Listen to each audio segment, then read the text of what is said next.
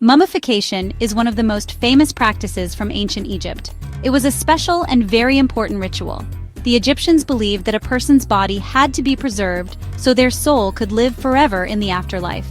This process was not just a science, it was a sacred duty. It connected the world of the living with the world of the dead. For thousands of years, the Egyptians perfected this art.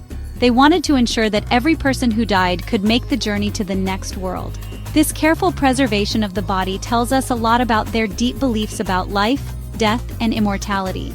Long before the Egyptians learned how to mummify bodies on purpose, nature was already doing the work for them. The earliest Egyptians buried their dead in simple pits dug into the hot, dry desert sand. The intense heat and the extreme dryness of the sand would quickly remove all the water from the body. This process stopped the body from decaying. When people later discovered these bodies, they were perfectly preserved, looking almost lifelike. They looked like they were just sleeping in the sand. These natural mummies gave the Egyptians a very powerful idea. They saw that bodies could be saved from decay. This discovery of naturally preserved bodies had a huge impact on Egyptian religious beliefs. They began to believe that the body was essential for the afterlife. According to their beliefs, a person had different parts to their soul, like the Ka, or life force, and the Ba, or personality. For the soul to survive and return to the body had to be recognizable and intact. If the body decayed and disappeared, the soul would have no home and would be lost forever. This belief was the main reason why they started to develop artificial mummification. They wanted to guarantee eternal life for everyone, not just those lucky enough to be buried in the perfect patch of sand. So, the Egyptians started to develop methods to copy what the desert did naturally. They wanted to control the process and make it even better. This marked the beginning of intentional mummification. At first, their methods were simple. They might just wrap the body in linen bandages soaked in resin. Over many centuries, however, their techniques became much more complex and effective. They learned through trial and error what worked best to preserve the human form. This evolution from simple desert burials to a sophisticated, multi-step ritual shows how central the idea of the afterlife was to ancient Egyptian civilization. It became a cornerstone of their culture. The process of mummification was a long and careful ceremony, usually taking about 70 days to complete. It was performed by special priests who knew the correct rituals and prayers. The first step was to purify the body. The embalmers would take the deceased person to a special tent called the Ibu, or a place of purification. Here, the body was washed thoroughly with water from the sacred Nile River. This washing was not just for cleaning, it was a symbolic act. It represented a rebirth for the deceased, preparing them to enter a new and eternal life. This initial purification set the stage for all the sacred steps that would follow. After the washing, the most difficult part of the process began: the removal of the internal organs. The ancient Egyptians knew that the internal organs, which are full of water, would decay very quickly and destroy the body. Using a special hook, the embalmers would carefully remove the brain through the nose piece by piece. Then they made a small cut on the left side of the abdomen to take out the stomach, liver, lungs, and intestines. The heart, however, was usually left inside the body. The Egyptians believed the heart was the center of intelligence and emotion, and the deceased would need it to be judged in the afterlife. Once the organs were removed, the next crucial step was to completely dry out the body. The embalmers would pack the inside and outside of the body with a special type of salt called natron. Natron is a natural salt found in Egypt that is excellent at absorbing water. The body was left covered in this salt for about 40 days. This long period ensured that all the moisture was drawn out, preventing any bacteria from growing and causing decay. The removed organs were also dried with natron and placed in special containers called canopic jars. Each jar had a lid shaped like the head of a god who would protect that specific organ. The final stage of the mummification process was the wrapping. This was a very detailed and time-consuming task. The embalmers would carefully wrap the entire body in hundreds of yards of fine linen bandages. They would wrap each finger and toe individually before wrapping the limbs and the torso. Priests would place magical amulets like the ankh or the scarab beetle between the layers of linen to provide protection for the deceased on their journey to the afterlife. A final shroud was placed over the wrapped body, and a painted mask was often placed over the head and shoulders so the soul could recognize its home.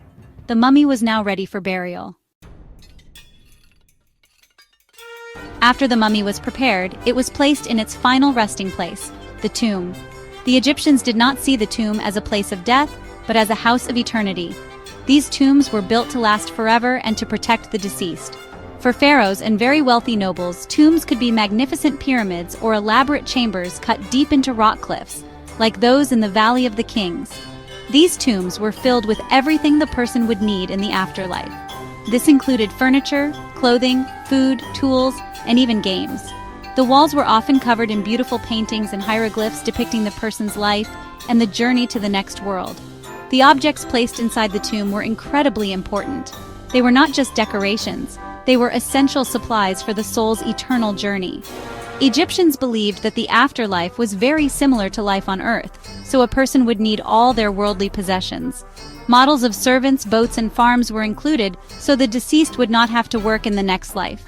Jars of wine and boxes of preserved food were provided for eternal feasts.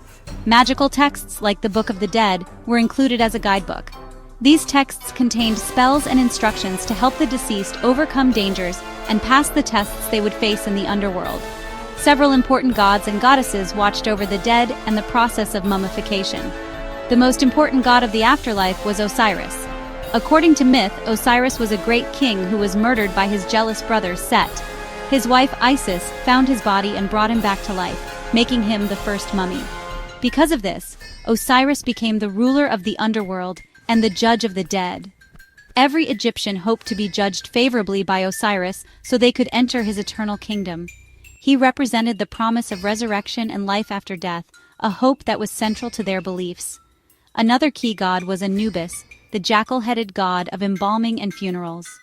Anubis was believed to have guided Isis when she mummified Osiris, and so he became the patron god of all embalmers.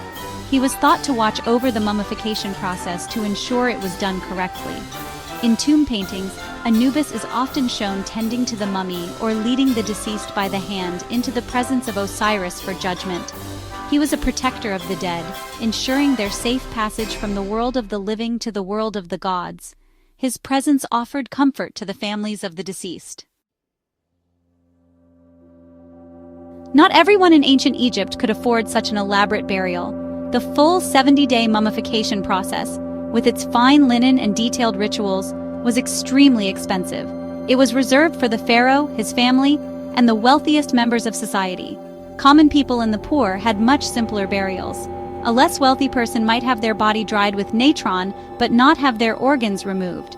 The poorest people were often buried in the desert sand, just as their earliest ancestors had been.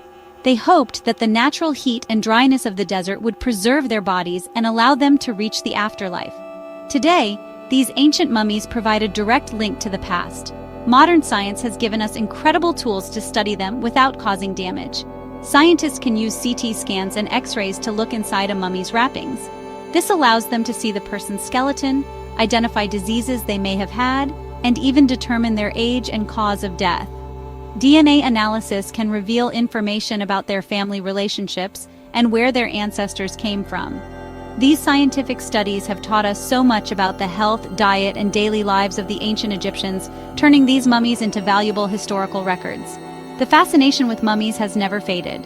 They continue to be popular attractions in museums all over the world, where millions of people come to see them each year. These exhibitions allow us to come face to face with people who lived thousands of years ago. Mummies have also become famous figures in popular culture, especially in books and movies. They are often shown as mysterious or scary creatures that come back to life. While these stories are just for entertainment, they show how the idea of the mummy continues to capture our imagination and curiosity about the secrets of ancient Egypt. In the end, the practice of mummification tells us something very human and universal. It shows a deep desire to remember and honor those who have died. The ancient Egyptians went to extraordinary lengths to ensure that their loved ones would not be forgotten and would continue to exist in some form. This powerful hope for an afterlife, a belief that death is not the end, is something that people from many different cultures throughout history have shared. The mummies of Egypt are a timeless and powerful testament to this enduring human quest for immortality and the profound need to believe in a life beyond the grave.